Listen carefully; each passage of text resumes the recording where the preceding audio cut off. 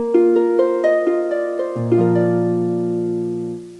पिछले वीडियो में हमने चैप्टर 2 के मिसलेनियस एक्सरसाइज के क्वेश्चन नंबर 6 तक क्वेश्चन को सोल्व किया था। इस वाले वीडियो में हम बचे हुए सारे क्वेश्चन मतलब क्वेश्चन नंबर 12 तक को सोल्व करने वाले हैं। इसका मतलब ये इस चैप्टर का लास्ट वीडियो का और नेक्स्ट वीडियो में हम नया चैप्टर स्टार्ट करने वाले। तो स्टार्ट करते हैं क्वेश्चन नंबर 7 से। क्वेश्चन नंबर 7 है let F G such that r tends to r be defined respectively by fx equal to x plus 1, gx equal to 2x minus 3, find f plus g, f minus g and f divided by g। तो हमें यहाँ पे f और g दिए, जब बताया कि r tends to r है, इसका मतलब डोमेन और कोडोमेन दोनों रियल नंबर के सबसेट है या दोनों रियल नंबर के सेट है। इसके बाद fx और gx को शो किया गया और हमें इसके बाद कुछ ऑपरेशंस करने हैं उनके ऊपर जो कि काफी सिंपल होने वाला है। इसके इसे फटाफट करते हैं। fx equal to x plus 1 दिया, gx 2x माइनस 3 दिया, f प्लस g दिया है। इसका मतलब हमें f प्लस gx निकालना है, तो वो हो जाएगा x प्लस 1 और 2x माइनस 3 का प्लस ये fx और gx का प्लस हो जाएगा। और अगर इन दोनों का सम करें तो 2x और x 3x प्लस 1 माइनस 3 हो जाएगा माइनस 2। f माइनस जी एक्स देखें, इसका मतलब एफ एक्स माइनस जी एक्स, इसका मतलब x प्लस 1 में हमें 2x माइनस 3 को माइनस करना है। तो x में से 2x माइनस करेंगे तो हमारा आंसर आएगा माइनस का x, और प्लस 1 में माइनस करेंगे माइनस 3 मतलब प्लस हो जाएगा 3, तो आंसर आ जाएगा प्लस का 4। इसके बाद f डिवाइड जी दिया है, इसका मतलब हमें F X by G X निकालना है, तो ये काफी सिंपल हो जाएगा। एफ एक्स था एक्स प्लस 1 तो जी एक्स है 2x माइनस 3 जो डिवाइड में चला जाएगा, और इसी तरीके से हमारा क्वेश्चन यहीं पे खत्म हो जाएगा। नेक्स्ट क्वेश्चन, क्वेश्चन नंबर 8 की ओर बढ़े, जो कि दिए let F equal to 1 1 2 3 0 minus 1 minus 1 minus 3 be function from Z to Z. तो हमें एफ दिया है और बताया है कि एक फंक्शन है जो कि जेड टू जेड है, इसका मतलब डोमेन और कोडोमेन दोनों के दोनों जेड के सबसेट है, मतलब इंटीजर के सबसेट है। Defined by F X equal to A X plus B for some integer A B, determine A B. तो ये डिफाइन किया मतलब यहाँ पे फंक्शन दिया है F X equal to A X plus B for some integer A B. यहाँ पे ए बी कोई इंटीजर है और हमें ए बी फाइंड करना है। तो ये वाला क्वेश्चन तो हमने पहले भी सोल्व किया है, इसे एक बार करके देखें उसी तरीके से। हमें फंक्शन दिया रोस्टर फॉर्म में, इसके बाद फंक्शन बताया कि किस फॉर्म में था, तो अब हमें a और b की वैल्यू निकालनी है। अब यहाँ पे एफ एक्स का मतलब है y और y मतलब जो सेकंड वाला एलिमेंट है वो, और s की वैल्यू मतलब फर्स्ट वाला एलिमेंट। तो हम इसी वैल्यू की हेल्प ले लेते हैं। हमारे पास दो वेरिएबल है, इसका मतलब या तो हम दो इक्वेशन बनाए और पेयर ऑफ लीनियर इक्वेशन को जैसे सोल्व कर देते वैसे सोल्व कर ले, या इसके बजाय सिंपल सी हेल्प ले ले जीरो की, मतलब जीरो वाला रखे अगर, तो हम लिखे इफ x इक्वल टू 0 तो f0 इक्वल टू जाएगा a0 प्लस b। अब a इंटू 0 हो जाएगा 0 प्लस b का प्लस b, और f0 की वैल्यू हो जाएगी माइनस 1, इसका मतलब b की वैल्यू हो गई है माइनस 1। अब पहला वाला ले लेते हैं x इक्वल टू 1, तो f1 की वैल्यू हो जाएगी a1 प्लस b। अब f1 की वैल्यू है 1, a की वैल्यू पता नहीं, इंटू 1 करेंगे तो a ही आएगा, प्लस b की वैल्यू हमें यहाँ पे मिल चुकी है माइनस 1, तो माइनस 1 इस साइड में ले जाए तो प्लस 1 हो जाएगा, और 1 और 1 हो जाएगा 2, इसका मतलब a इक्वल टू हो जाएगा 2। तो हमें b इक्वल टू माइनस 1 और a इक्वल टू 2 दोनों चीजें मिल चुकी है। नेक्स्ट क्वेश्चन की ओर बढ़े, question number 9 let r be a relation from n to n defined by r equal to ab such that ab belongs to n and a equal to b square। इसका मतलब एक relation दिया है r जो n to n है, मतलब domain और codomain दोनों नेचुरल नंबर के सेट है। उसके बाद ये रिलेशन डिफाइन कर रखा है आर टू फॉलोइंग ट्रू। उसके बाद कुछ क्वेश्चंस पूछे और हमें बताना है कि वो ट्रू है या नहीं। तो पहला पूछा A belongs to R for all A belongs to N. तो हमें एक रिलेशन दिया है ए बी, और ये बताया कि दोनों के दोनों नेचुरल नंबर से रिलेटेड होने चाहिए, और ऐसे होना चाहिए कि अगर हम बी का स्क्वायर करें मतलब सेकंड एलिमेंट का स्क्वायर करें तो पहला वाला एलिमेंट आ जाए। अब हमसे पूछा है कि ए बिलोंग्स टू आर हो सकता है क्या, मतलब दोनों जगह सेम नंबर हो, तो हाँ नॉर्मली तो हो सकता है। अगर ए की वैल्यू 1 है तो उसका स्क्वायर करेंगे तो भी 1 आएगा, इसका मतलब सेकंड एलिमेंट 1 है तो स्क्वायर पे फर्स्ट एलिमेंट भी 1 आएगा, इसका मतलब दोनों जगह पे सेम नंबर हो जाएंगे, तो ये सही हो जाएगा।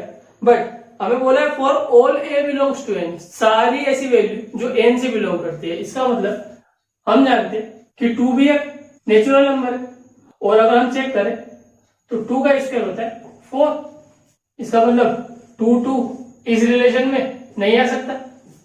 सेकंड वाला दिया A B belongs to R implies B A belongs to R, तो इसी का एक एग्जांपल है वी नो, सेम इसी नंबर के लिए ले लेते 2 स्क्वायर इक्वल टू 4, इसका मतलब ए की वैल्यू बी के स्क्वायर पे आ रही है तो बी यहाँ पे 2 हो जाएगा और ए हो जाएगा 4, तो हम लिख सकते हैं 4 2 बिलोंग्स टू आर। अब इसका उल्टा करें, मतलब A B belongs to R है तो B A belongs to R होगा क्या, मतलब 2 4 बिलोंग्स टू आर होगा क्या, जो कि यहाँ पे होगा नहीं। क्यों? क्योंकि 4 का स्क्वायर करने पे 2 नहीं आता है, इसका मतलब 2 4 आर से बिलोंग नहीं करेगा। थर्ड वाला बीट देखें, वो दिया है A B belongs to R B C belongs to R implies A C belongs to R, तो जब ये नहीं हुआ है तो थर्ड वाले को होने के तो कम चांस है। यहां पे सबसे पहले ए बी के लिए लिखा है तो वी नो 4 स्क्वायर होता है 16, इसका मतलब 4 हो जाएगा बी और ए हो जाएगा 16, तो हम इसे लिख सकते हैं 16 4 बिलोंग्स टू आर, जो कि A B belongs to R हो जाएगा। अब B C belongs to R बताना है तो बी इसका मतलब 4 और ये स्क्वायर होता है 2 का, तो 2 का स्क्वायर हो जाएगा 4,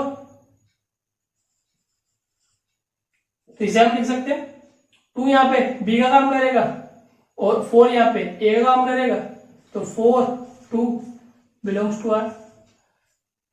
अब हमसे कहा था A B belongs to R and B C belongs to R, तो A C belongs to R होगा क्या, इसका मतलब 2 का स्क्वायर करने पे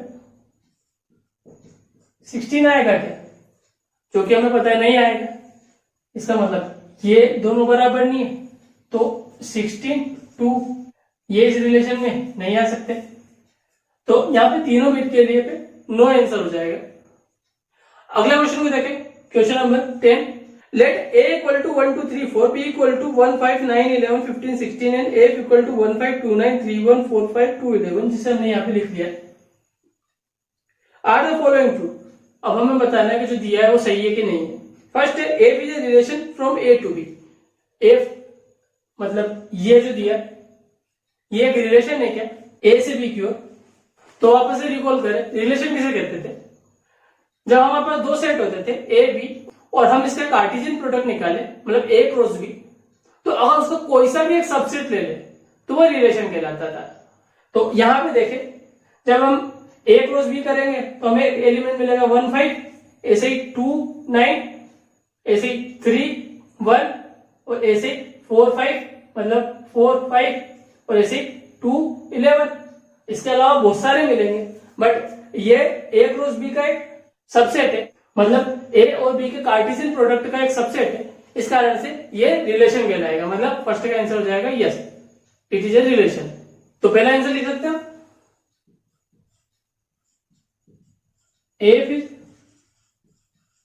subset of A cross B, so it is a relation from A to B। अब second वाला देखें, हम इसमें पूछा A is a function from A to B, तो कोई भी रिलेशन फंक्शन तब होता है जब उस रिलेशन में डोमेन के हर एलिमेंट की one and only one image हो। और अगर हम यहाँ पे गौर करें तो यहाँ पे 2 के पास दो इमेज है, 2 के पास 9 भी है और 2 के पास 11 भी है, इसका मतलब एक फंक्शन नहीं होगा। तो इस वाली बात को लिख के शो कर देंगे। अगले क्वेश्चन की ओर बढ़े, question number 11, let A B subset of Z cross Z defined by A equal to A B, जो कि पहला एलिमेंट हो जाएगा और ए प्लस बी जो सेकंड हो जाएगा, such that A B belongs to Z is a function from Z to Z. तो हमें जेड क्रॉस जेड का एक सबसेट दिया है जो कि एफ है और इसे डिफाइन कर रखा है इस तरीके से। और हमसे ये पूछा क्या एफ जेड से जेड की ओर एक फंक्शन है और हमें आंसर जस्टिफाई करना है। तो अगर ये फंक्शन होगा तो डोमेन के किसी भी एलिमेंट की दो रेंज नहीं होगी, मतलब दो इमेज नहीं होगी। तो हम कोशिश करें ये पता करने की कि डोमेन के किसी एक एलिमेंट की दो इमेज तो नहीं है। तो अगर हम लिखें let a equal to 1 and b equal to, इसे भी 1 मान ले, 2 मान ले, कुछ भी मान ले, देन f की एक वैल्यू हो जाएगी a इंटू बी मतलब 1 क्रॉस 1 मतलब 1 एंड a प्लस बी मतलब 1 प्लस 1 मतलब 2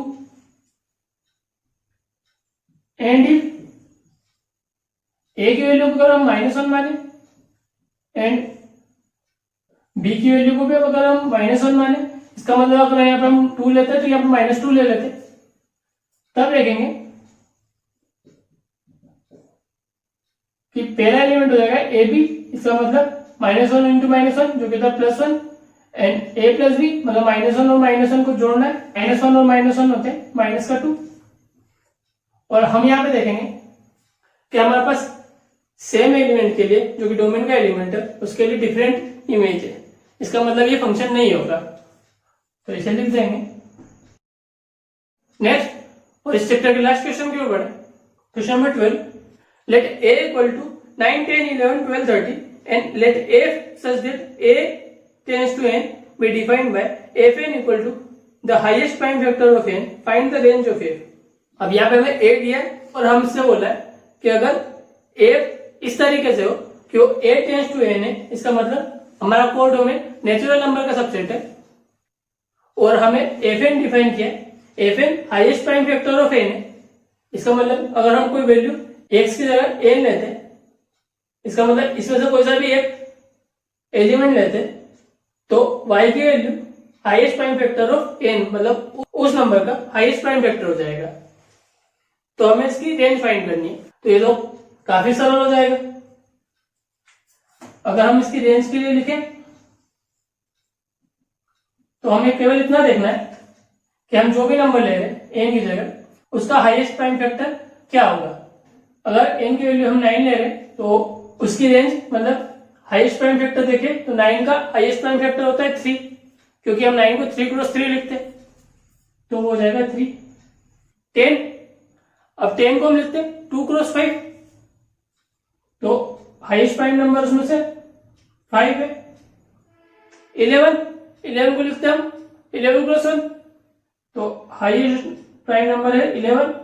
12 इसे हम लिखते हैं 2 इंटू 2 इंटू 3 तो हाईएस्ट प्राइम फैक्टर हो जाएगा 3 जो कि हम लिख चुके हैं। और 13 इसे हम लिखते हैं 13 क्रॉस 1 तो इसका हाईएस्ट प्राइम फैक्टर हो जाएगा 13। तो ये हो जाएगा इस क्वेश्चन की रेंज।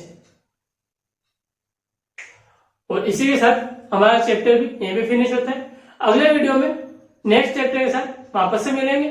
तब तक अपना ध्यान रखना, हमेशा खुश रहना, बड़े सपने देखना, उनको पूरा करने की पूरी कोशिश करते रहना और एक बात अच्छे से याद रखना, यू आर द बेस्ट।